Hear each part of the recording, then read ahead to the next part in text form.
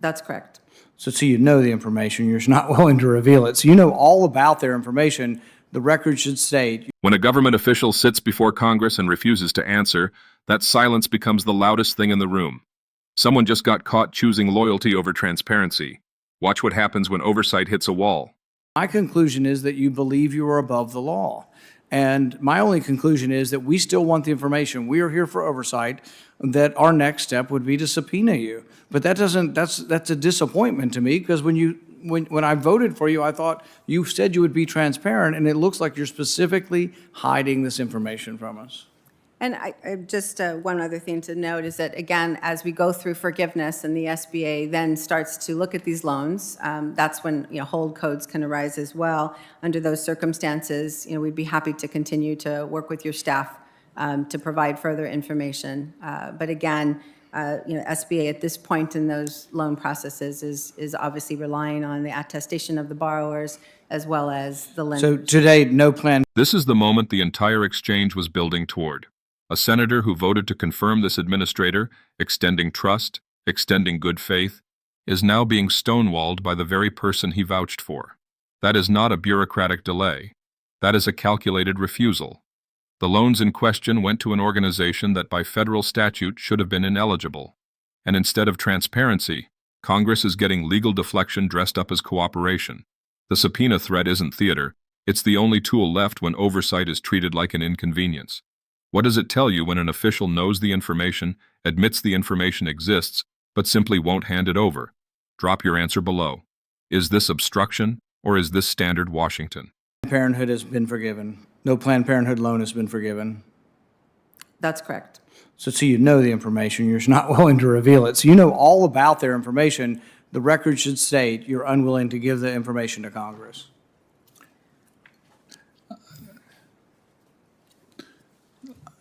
I will certainly support Senator Paul's requests for reasonable information for oversight. I think that's important for the ranking member and any member of this committee to get us information for oversight. Here is what just happened, and it matters more than the clip lets on. A sitting U.S. Senator, one who personally voted to confirm this administrator, just told her on the record that his only conclusion is that she believes she is above the law. That is not a soundbite crafted for social media.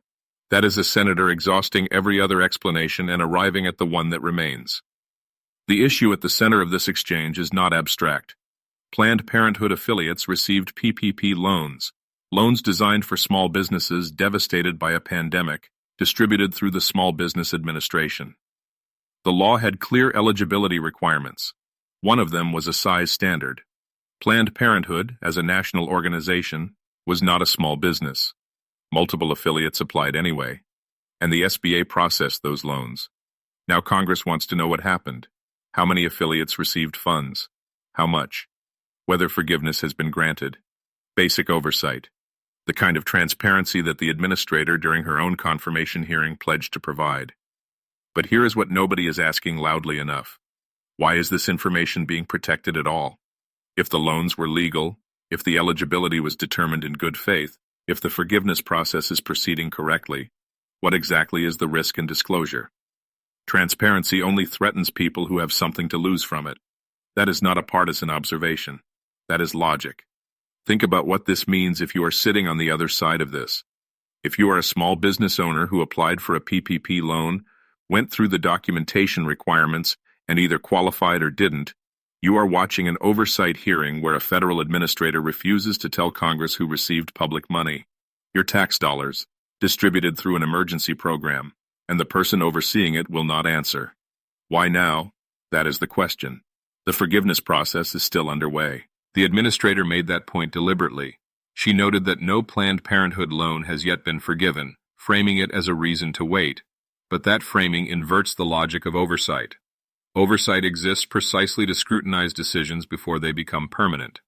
Once forgiveness is granted, the money is gone. The moment to ask questions is not after, it is now. Supporters of the administrator will argue she was following legal protocol, that borrower attestation is standard procedure, that the SBA relies on applicants to certify their own eligibility. That is true, as far as it goes. But the question before this committee was not whether the SBA followed its own process. The question was whether the SBA applied the law correctly when that process was built. Those are not the same question, and conflating them is a strategy, not an answer. Critics will point to a pattern broader than this single exchange. PPP oversight was inconsistent across the board. Billions of dollars went to applicants who were later found ineligible. Fraud cases are still working through federal courts years after the program closed. This moment with Planned Parenthood is one data point inside a larger failure of accountability. But it is a politically charged data point, which is precisely why the refusal to disclose feels deliberate rather than procedural. What both sides are missing is the structural problem underneath all of this. When a federal agency can sit before a Senate committee, acknowledge that information exists, confirm it has not yet been released, and decline to release it, with no immediate consequence, oversight has already failed. The subpoena threat Senator Paul raised is the correct escalation. But subpoenas take time, they get litigated, they get delayed. By the time information is compelled, the political moment has passed, the news cycle has moved, and the forgiveness decisions have already been made. The system is designed, whether intentionally or not, to outlast accountability. Historical parallels are not hard to find. Congressional oversight of executive agency decisions has been a pressure point across administrations of both parties. The Fast and Furious investigation, the IRS targeting scandal. Each of those cases involved an agency declining to produce records to Congress. Each produced years of procedural combat, and in most cases the full picture never became entirely public. The pattern is consistent: delay, deflect, and wait for the story to age. If the analysis you are finding here is the kind that goes deeper than the clip, you already know what to do with this channel. The closing moment of this exchange is the one that should stay with you. A senator from the same party as the administrator, who voted for her confirmation, who extended trust based on a specific promise of transparency, sitting across from her and saying on the record, "My only conclusion is that you believe you are above the law," and then offering subpoena as the next step. That is not a political attack. That is an institution reaching for its last available tool. The loans have not been forgiven yet. The information has not been released yet. The subpoena has not been filed yet. Every one of those words, yet, is doing work. This story is still in motion. The outcome has not been written. And when it is, the question will not be what the administrator chose to hide. The question will be whether Congress was willing to do what it takes to find out. That question does not have an answer today, but it will. If you made it this far, thank you for watching. Subscribe so you don't miss the follow-up when it drops. Share this with someone who thinks government accountability is a spectator sport, and drop a comment below telling us, should the subpoena be filed, or is there still room for cooperation? Let's hear it.